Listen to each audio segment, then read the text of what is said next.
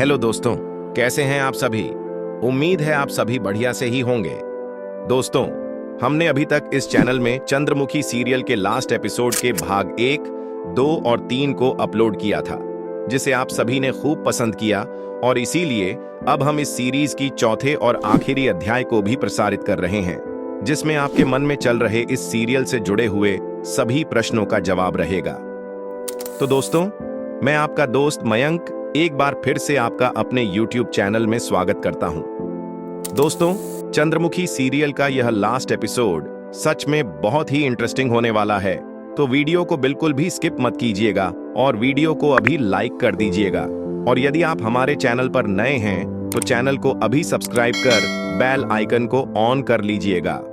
दोस्तों, आप सभी इस कहानी के अभी तक 3 एपिसोड तो देख ही चुके हैं, जिसमें आप सभी ने देखा होगा किस प्रकार वनराज राजकुमारी चंद्रमुखी का वह जादुई फूल लेने में सफल हो जाता है और अलकापुरी आकर अपने पिता की आंखों की रोशनी वापस लौट आता है। दोस्तों, रूपनगर से उस फूल के चले जाने के बाद राजकुमारी चंद्रमुखी का स्वास्थ्य दिन पर दिन बिगड़ता जा रहा था, क्योंकि उस फूल के साथ राजकुमारी चंद्रमुखी का संबंध कुछ इस प्रकार था कि यदि वह राजकुमारी चंद्रमुखी से दूर होता है तो राजकुमारी चंद्रमुखी का जीवन भी समाप्त हो जाएगा। उस फूल के साथ ही राजकुमारी का जीवन जुड़ा हुआ था। फूल के दूर होने के कारण दिन पर दिन राजकुमारी चंद्रमुखी कमजोर पड़ती जा रही थी। अतः इस गंभीर स्थिति को देखते हुए रूपनगर के प्रधानमंत्री भुवन सिंह महाराज के पास जाते हैं और इस गंभीर समस्या पर वार्ता करते हैं। अतः राजकुमारी का स्वास्थ्य दिन पर दिन बिगड़ने से महाराज भी बहुत चिंतित थे और दोनों भली भांति समझते थे कि यदि राजकुमारी को वापस स्वस्थ करना है तो उस जादुई फूल को राजकुमारी के पास वापस लाना होगा, जिस पर यह निर्णय लिया जाता है कि वह शीघ्र अलकापुरी राज्य जाकर वनराज से वह जादुई पुष्प वापस राजकुमारी को ले आएंगे। इसी के साथ महाराज भुवन सिंह सेनापति अपने कुछ विश्वास पात्र सेना के साथ राजकुमारी चंद्रमुखी को लेकर अलकापुरी राज्य की ओर निकल पड़ते हैं।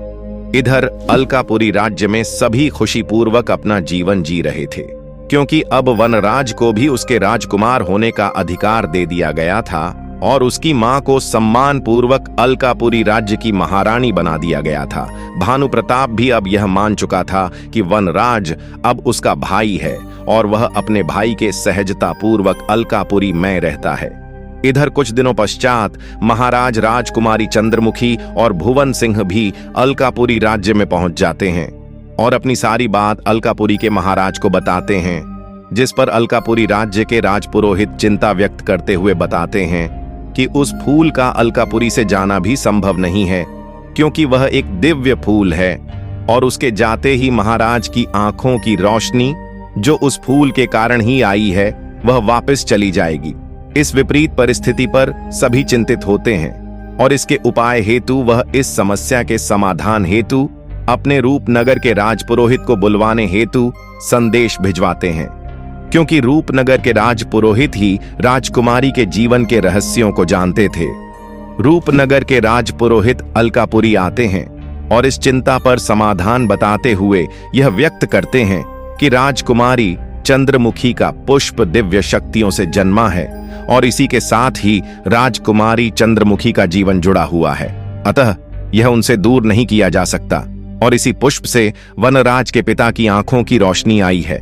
यदि यह उनसे अलग होगा तो उनकी आंखों की रोशनी भी जा सकती है, इसलिए इस फूल को दोनों के पास रहना चाहिए। इस स्थिति पर मेरा सुझाव यह है कि राजकुमारी चंद्रमुखी का विवाह वनराज से कर दिया जाए। यदि यह संभव हो जाता है तो वनराज पर जो अमावस्या का दोष है, जिसके कारण वह प्रत्येक अमावस्या पर दैत्य रूप धारण कर लेता है, वह पूर्ण रूप से समाप्त हो जाएगा और वह दैत्य योनि से मुक्ति प्राप्त कर लेगा। यह स्थिति नहीं बनती, परंतु वनराज दैत्य आत्मा होने के पश्चात भी मानव धर्म का सच्चा अनुयायी है और धर्म से चलने वाला है, इसलिए ईश्वर की कृपा से ही यह मार्ग उत्पन्न हुआ है। यदि यह संभव हो जाता है तो सभी प्रकार के दोष मुक्त हो जाएंगे। राजकुमारी चंद्रमुखी तो मन ही मन पहले से ही वनराज से प्रेम करने लगी थी, इसलिए महाराज के इस प्रस्ताव को स्वीकार करने के बाद वह भी इस प्रस्ताव को स्वीकार कर लेती है, जिस पर अलकापुरी राज्य में बड़ी ही धूमधाम से वनराज और राजकुमारी चंद्रमुखी के विवाह की तैयारी शुरू हो जाती है। परंतु भानु प्रताप को यह गवारा नहीं था, क्योंकि वह शुरू से ही राजकुमारी चंद्रमुखी से विवाह करना चाहता था। परंतु इस स्थिति को समझते हुए वह भी मान जाता है और सोचता है कि आखिरकार विश्व की सबसे सुंदर राजकुमारी दुल्हन बनकर आएगी तो अलकापुरी राज्य में ही, जिससे अलकापुरी का मान और बढ़ जाएगा। और इस प्रकार वह स्वयं को समझाते हुए इस विवाह के पक्ष में हो जाता है। सभी मिलकर राजकुमारी चंद्रमुखी और वनराज का विवाह बड़ी ही धूमधाम से विधिवत करते हैं। अब राजकुमारी चंद्रमुखी वनराज के साथ ही अलकापुरी राज्य में निवास करती हैं, जिससे उस फूल के साथ रहने से उनका स्वास्थ्य भी ठीक होने लगता है। इसी के साथ महाराज भुवन सिंह और सेनापति भी राजकुमारी चंद्रमुखी को अलकापुरी में कुशल विदा कर अपने राज्य रूपनगर की ओर लौट जाते हैं। अलकापुरी में सभी खुशी भरा जीवन व्यतीत करते हैं। दोस्तों, इसी के साथ इस सीरियल का अंत होता है। दोस्तों, यह कहानी अरबी भाषा में लिखी गई एक पौराणिक कथा गुल्ले ए बकावली से प्रेरित थी, जो कुछ इस प्रकार थी। दोस्तों, उम्मीद करता हूं आप सभी को भी यह कहानी पसंद आई होगी। यदि पसंद आई है तो वीडियो को अभी लाइक कर चैनल को सब्सक्राइब जरूर कर लीजिएगा। हम मिलेंगे ऐसे ही किसी दूसरे इंटरेस्टिंग वीडियो के साथ। तब तक के लिए जय हिंद, जय भारत।